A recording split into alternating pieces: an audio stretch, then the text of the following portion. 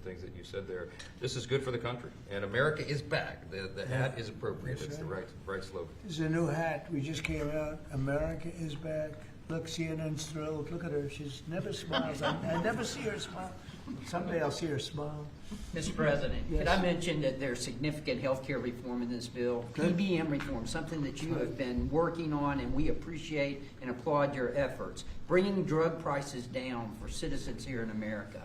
Not only that, but we extended telehealth, and also we are addressing maternal mortality in this bill. Rural health care has been a big part of your focus, and we appreciate that. Thank Mr. you very President. much. Thank you, buddy. You know, a very big thing, I think, for all of us is most favored nations on drug pricing. So for 30 years they've been talking about it, more than that, and it's basically we now will take prescription drugs will come down to the lowest price anywhere in the world. So if a country is selling a pill for $10 and we're selling it for $130, which is not much of an exaggeration at all. We were paying the highest drug prices anywhere in the world. Now we'll be paying tied with the lowest price. It's most favored nations. We will have the lowest price anywhere in the world. So a pill that was for $130 will be down to $20. So you can make a case that that's 800, 900%, or like the press likes to hear, it's about 80%. But we're going to get reductions like nobody's ever seen. And frankly, the Republican Party should be able to win the midterms on that alone. That's the biggest thing there is. Most favored nations, we're going to be bringing the price of drugs down. In my first term, I got it down 1/8 of 1%. And I was so proud because it's the first time in 28 years that drug prices came down. And now we're talking about bringing it down by 80, 90, 75, 68. I mean, I have numbers in the back that nobody can believe. Most favored nations. And remember, the Republicans did that. The Democrats did not do that. Republicans did it. And that's going to have a huge impact also on healthcare because medicine, I mean, it's a big chunk of healthcare. And if you're bringing something down from $100 down to $20, $18, because we were subsidizing the entire world. And frankly, I had to get the countries to go along with it, and I had to threaten tariffs against them if they didn't approve. And the healthcare companies, who weren't easy either, but they said it doesn't matter because they'll never get the countries, because they didn't really want to do it. And I got the countries. I got every one of them. And really, people can't even believe it. But for the people standing behind me, if you use that alone, you should win. We should win the elections coming up. Anybody else? How about on this side?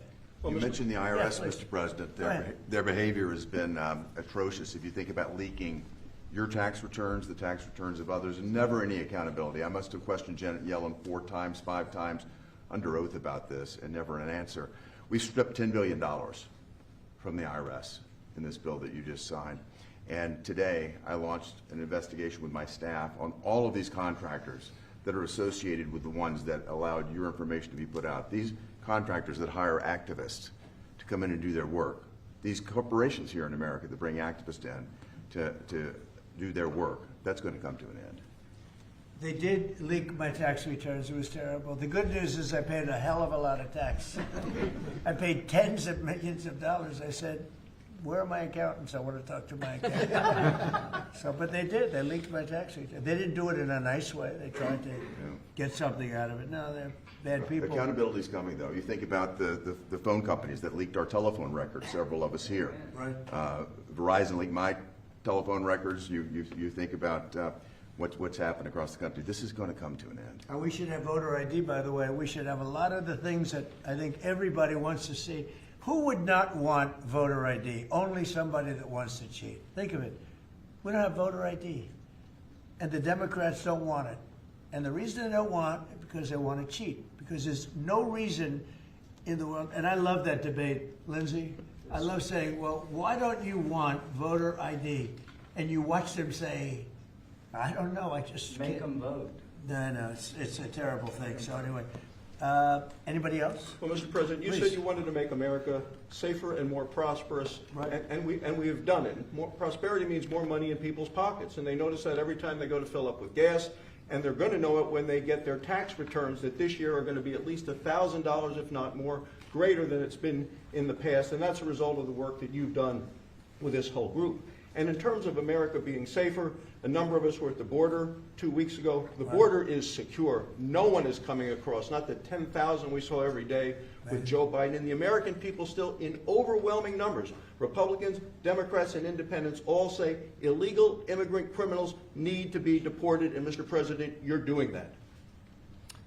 And no tax on tips? No tax on No tax on Social Security, No tax at all. more money Think of in it. people's pockets. Think of it. And that was all the great big beautiful bill, as I call it, the great big beautiful bill. To me, that's what it is. And people are starting to realize it now. They're starting to see it. They're gonna And see it in their a pockets. tax deduction on your, if you buy a car, if it's made in America, only if it's made in America. The rest we don't care about so much. But you buy a car, you get an interest deduction. You borrow money, you get an interest tax deduction. And that is, you take interest, you deduct it against your tax. So to me, that's unbelievable for the people, unbelievable for our car companies, which is jobs. Anybody else on there? Mr. President, the biggest part of this bill is our national security. Right. And thank you. The men and women who serve this country are grateful to you. Absolutely. We give them a pay raise. We're building more ships, as you said, planes, missiles.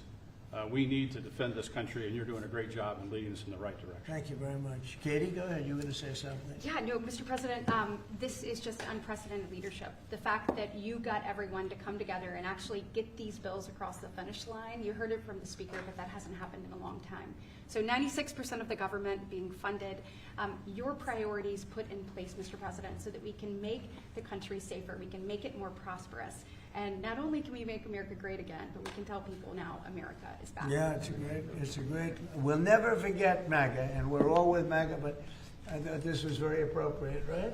Love it. Right? Love it. Says everything. Cindy Hyde, come on, say something. Well, there's a little hospital in here, a rural hospital in Meadville, Mississippi, Right? called Franklin County Hospital. It would have closed the end of this month without this bill.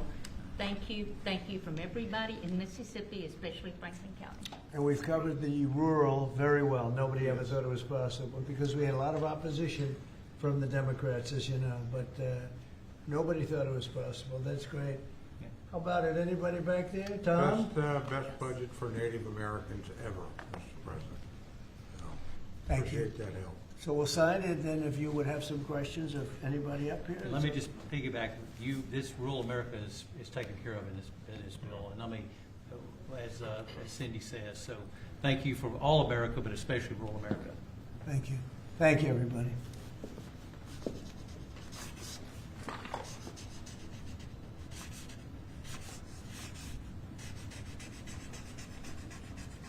So I probably won't hold this up.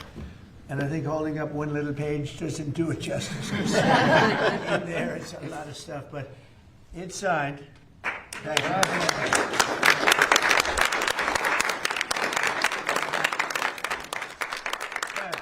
Thank you. On Iran, are the negotiations still happening this week? Yeah. Where will they be?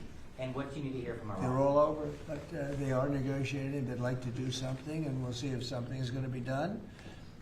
They had a chance to do something a while ago, and it didn't work out, and we did Midnight Hammer. I don't think they want that happening again, but they would like to negotiate. We are negotiating with them right now, yes. Mr. President, where will the meeting be? It seems like I can't tell you that. Mr. President, There's more than one meeting. Yeah, please. Mr. President, how was your meeting with Gustavo Petro earlier today, and did you come to any agreement on counter-narcotic efforts? Yeah, we did. We worked on it, and we got along very well. He and I weren't exactly the best of friends, but I wasn't insulted because I never met him. I didn't know him at all. And we got along very well, and we're working on that. We're working on some other things too, including sanctions. And we had a very good meeting. So you did do an agreement? I thought he was terrific. He was very good. We got along great. Mr. President, will you give us any update on how the talks are going for potential changes to the Department of Homeland Security? Have you agreed to any specifics? None. Well, we have a secure border. In fact, we have 9 months now where nobody has come into our country illegally. Now, I don't know if I can believe that because, you go from 25 million people to nobody. But the Democrats do that. They're leaning left, the people that do that report. And for 9 months, they have said nobody has come